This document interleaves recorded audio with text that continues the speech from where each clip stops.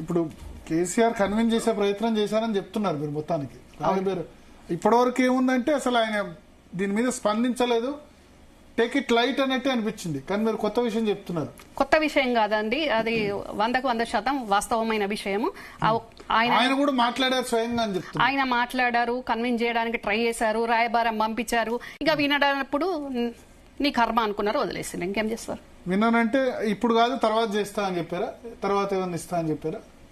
అట్లుండదండి కేసీఆర్ గారి దగ్గర. ఇవ్వా అని చెప్తాడా?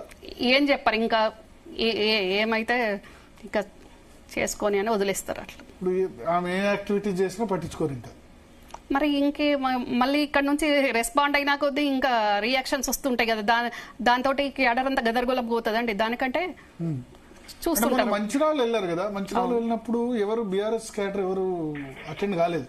ఇక్కడ మల్లారెడ్డి, ఇక్కడ మేడ్చల్ ఏదో జరిగితే మల్లారెడ్డి రిసీవ్ చేసుకున్నారు. కానీ మంచిర్యాల మాత్రం రిస్ట్రిక్ట్ చేశారు, బీఆర్ఎస్ క్యాడర్ ఎవరు వెళ్లకుండా.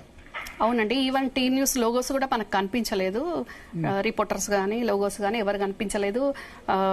టీఆర్ఎస్ చిన్న కేడర్ నుంచి పెద్ద కేడర్ వరకు కూడా కవిత ఎప్పుడు వెళ్ళినా కానీ పెద్ద హంగామా ఉండేది. కానీ ఈసారి వాళ్ళకు స్ట్రిక్ట్ ఇన్స్ట్రక్షన్స్ పోయి ఎవరు కూడా కవితతో అటాచ్ అవ్వలేదు.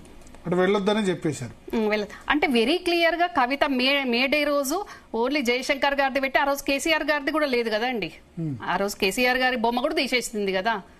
ఇంకా ఆ తర్వాత జరుగుతున్న పరిణామాలు మనం చూస్తూనే ఉన్నాం కదా. ఇప్పుడు మొన్న కేసీఆర్ బొమ్మ కనబడింది వెనుక ఇంట్లో. అదేనండి, ఒక రోజు ఉంటలేదు, మళ్ళీ ఒక రోజు ఉంటుంది.